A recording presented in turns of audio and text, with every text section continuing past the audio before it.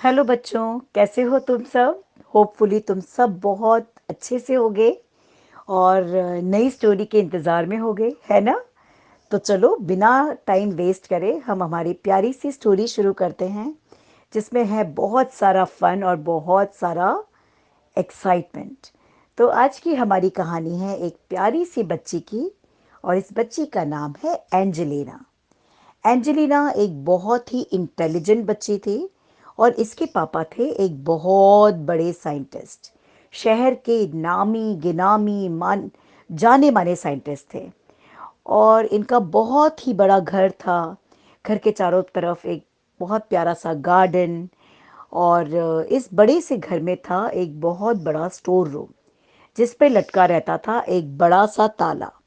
पापा के strict instructions थे, क्योंकि उन्हें मालूम था कि एंजेलिना भी उन्हीं की तरह एक्सपेरिमेंट करना करते रहने में बहुत ज़्यादा खुश रहती है और उसे कुछ न कुछ नया करने का मन होता रहता है।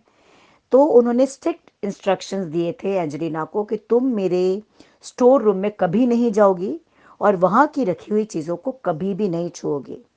पापा को डर था, क्योंकि उनके स्टोर रूम में बहुत सारी ऐसी चीज़ें थी जिससे एंजेलिना को खतरा हो सकता था, या एंजेलिना अगर उसके साथ कुछ एक्सपेरिमेंट करे तो एंजेलिना के लिए वो सही नहीं होता है। इसलिए पापा ने बहुत स्ट्रिक्ट इंस्ट्रक्शंस दे रखे थे एंजेलिना को कि तुम स्टोर रूम में नहीं जाओगी, और इसीलिए स्टोर रूम पर एक बड़ा सा ताला लगा रखा था और कहा था कि कभी भी इसकी किसी चीज़ को तुम नहीं छुओगी। ये स्टोर रूम खुलता था सिर्फ दिवाली से पहले, और वो भी इसकी सफाई के लिए। इनके घर में एंजेलिना, एंजेलिना के पापा और थे रामू काका, जो बहुत बूढ़े थे और सालों से इस घर में काम कर रहे थे। एंजेलिना ने एक दिन रामू काका से पूछ ही लिया कि काका, क्या बात है स्टोर रूम में? पापा मुझे क्यों हमेशा मना करते हैं कि जब भी वहां से कोई सामान निकाला जाए सफाई के वक्त तुम उसे बिल्कुल भी नहीं छुओगी, और हमेशा ताला लगा के रखते हैं। मेरा बहुत मन होता है कि मैं जाके देखूं उसमें क्या चीजें रखी हैं।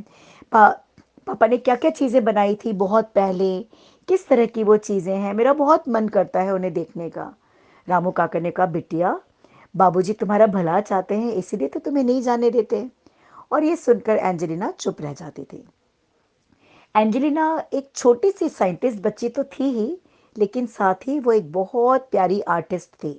उसे ड्राइंग बनाना तो बहुत ही पसंद था, और कलर्स करना, बस कलर्स करने में तो उसे इतना मज़ा आता था कि वो सारी चीज़ें भूल जाते थे। तो एक बार की बात है, पापा को अचानक एक कॉन्फ्रेंस के लिए आउट ऑफ इंडिया जाना पड़ गया, और ये कॉन्फ्रेंस करीब 12 दिन की थी। पापा को भी ऑल ऑफ सडन इस कॉन्फ्रेंस का कॉल आया था, और पापा ऑलमोस्ट स्टोर रूम की सफाई शुरू करवा चुके थे। पर चूंकि कॉन्फ्रेंस में जाना उनके लिए बहुत ज़रूरी था, तो उन्हें जाना पड़ा। और वो रामू काका को बोल गए कि सारे स्टोर रूम की सफाई करवा के और सारी चीज़ों को अच्छे से अंदर रखवा कर इसका ताला लगा देना। रामू काका ने कहा, जी साहब, ऐसा ही होगा, और ये कहकर वे कॉन्फ्रेंस के लिए निकल गए। अब तो क्या था, एंजेलिना को मौका मिल गया। पापा भी घर पे नहीं थे और स्टोर रूम खुला हुआ था, उसमें कोई ताला भी नहीं था। और स्टोर रूम की सारी चीज़ें जिनको देखने का एंजेलिना को हमेशा से मन था, एंजेलिना को मौका मिल गया। उसे सोचा वो सारी चीज़ों को देखेगी, छू कर चला कर कि ये क्या चीज़ें हैं और किस तरह काम करती हैं। और एंजेलिना इस स्टोर रूम में घुस गई।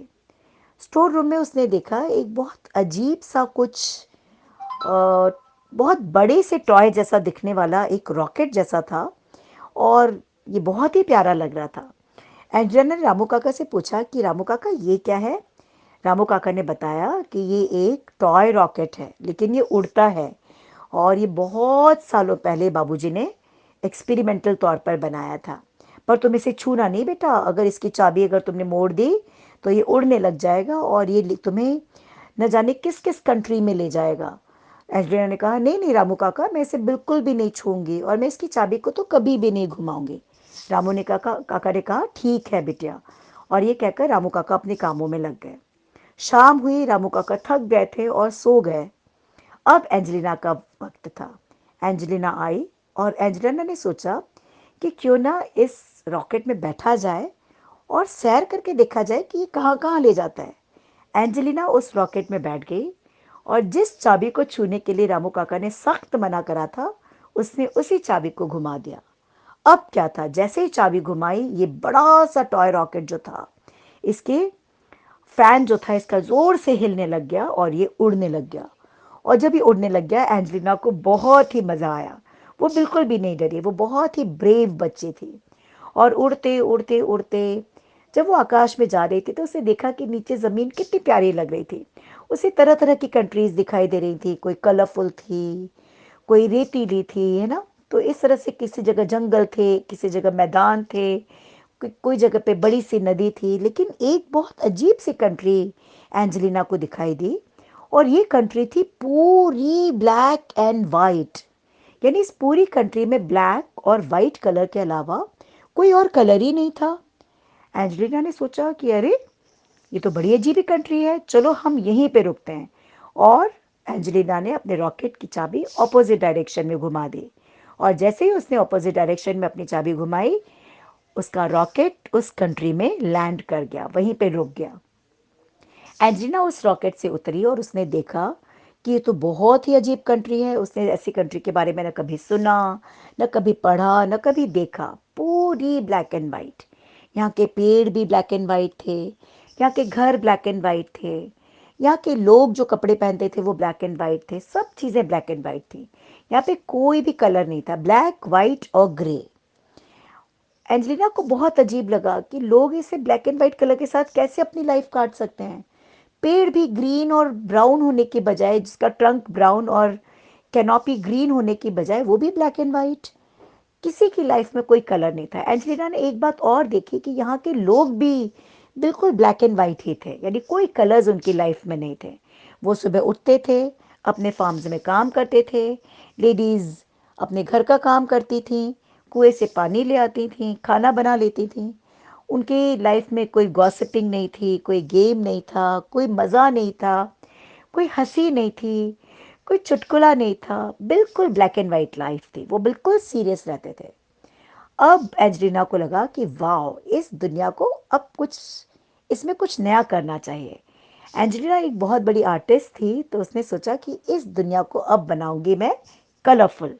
और उसने सोचा कि सबसे पहले कहाँ से शुरू करूं। एंजेलिना को बहुत प्यास भी लग रही थी, तो उसने कहा सबसे पहले जाकर कुएं से थोड़ा पानी पीते हूँ। जब वो कुएं के पास गई, तो उसने देखा कि वहाँ एक बच्ची उसी की एज की उसमें से पानी भर रही है, कुएं से पानी भर रही है।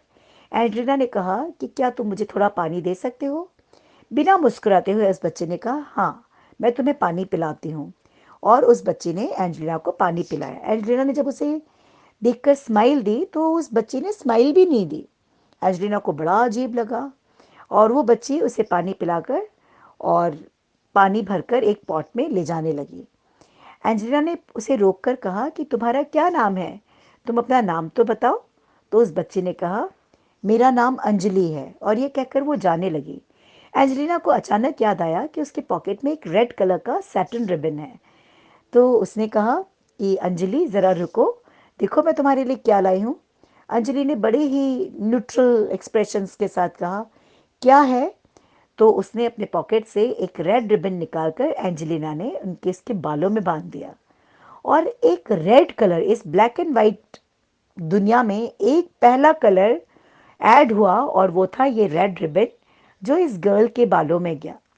और इस रेड रिबन को देख के, इस कलर को देख के, अंजलि के चेहरे पर एक छोटी सी मुस्कान आई। और ये देखकर एंजेलिना को बहुत अच्छा लगा। एंजेलिना को एक चीज़ और समझ आ गई कि अगर इस पूरी ब्लैक एंड वाइट दुनिया में खुशी के रंग लाने हैं, मुस्कान के रंग लाने हैं, तो यहाँ कलर ऐड करना पड़ेगा। लेकिन अब कलर्स कहाँ से आए, इतना सारा कलर कहाँ से आएगा। कोई भी शॉप से भी अगर परचेज करते हैं तो भी इतना कलर मिलना तो मुश्किल है। वो सोचने लगी, मैं क्या करूं, मैं क्या करूं। फिर उसे याद आया रंगों का खजाना, और वो झट से जाके अपने रेनबो में अपने रॉकेट में बैठ गई। और उसने चाबी को टर्न किया और कहा, मेरे प्यारे रॉकेट, चलो मुझे जल्दी से रेनबो की दुनिया में ले चलो। रॉकेट झट से उड़ने लग गया, और थोड़ी ही देर में वो जिस नई कंट्री में थी, जिस नई दुनिया में थी, वहाँ थे सिर्फ कलर्स ही कलर्स, सारे ब्यूटीफुल कलर्स, सारे shades of green, orange, red, blue, pink, सारे कलर्स। और ये सारे रेनबो कलर्स मिलने के बाद एंजेलिना ने सोचा अब मुझे इन कलर्स को ले जाना है और उस ब्लैक एंड वाइट दुनिया को खुशनुमा बना देना है।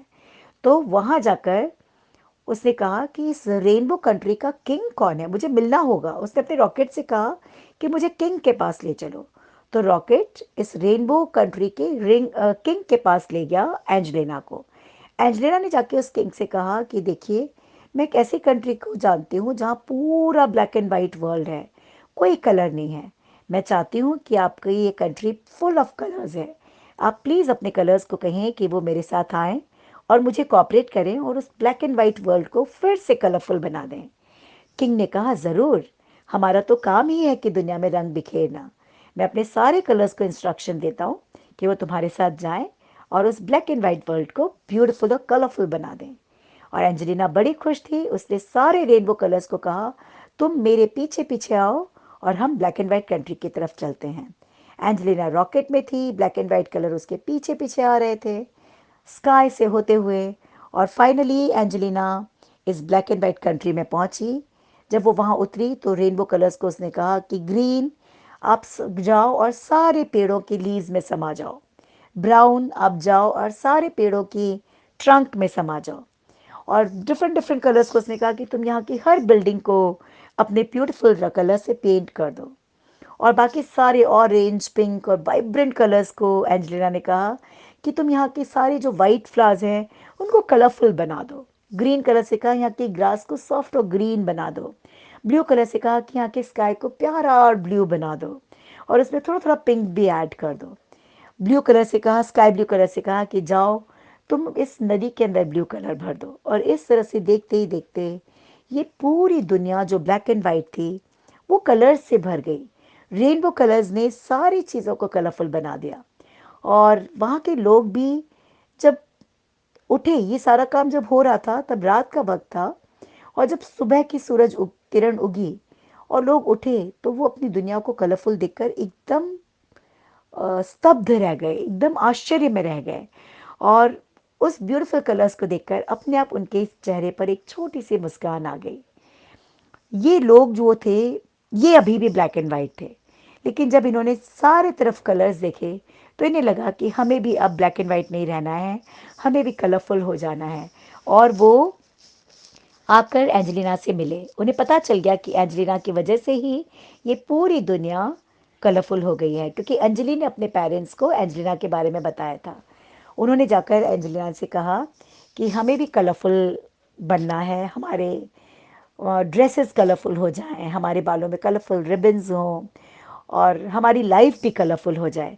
क्या ये तुम्हारे रेनबो कलर्स हमारी लाइफ को कलरफुल बना सकते हैं? तो एंजेलिना ने कहा कि नहीं, हमारी लाइफ को कलरफुल बनाने के लिए हमें किसी बाहर के कलर की ज़रूरत नहीं, बल्कि वो कलर्स हमारे अपने ही अंदर हैं।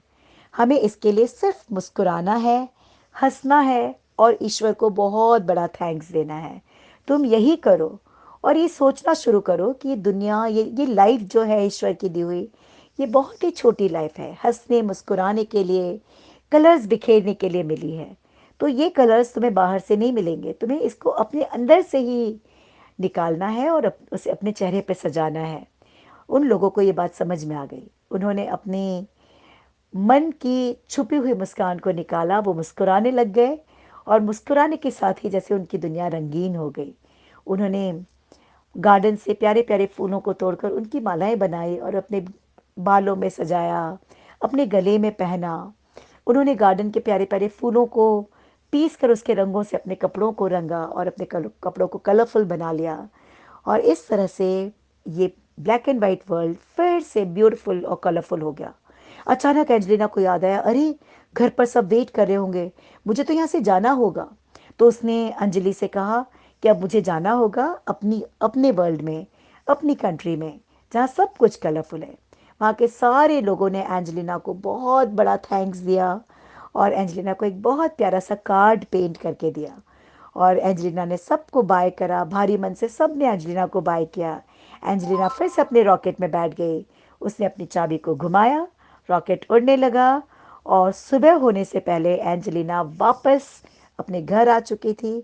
उसने चुपचाप से उस रॉकेट को वहीं रख दिया जहाँ से उठाया था और उतर आई और जाकर वो अपने बिस्तरों में सो गई। और वो सोच रही थी कि कितना अच्छा था ये सफ़र। वाओ! आज तो बहुत ही मज़ा आया। और वो उसने कभी सोचा भी नहीं था कि उसको पेंटिंग का इतना शौक है।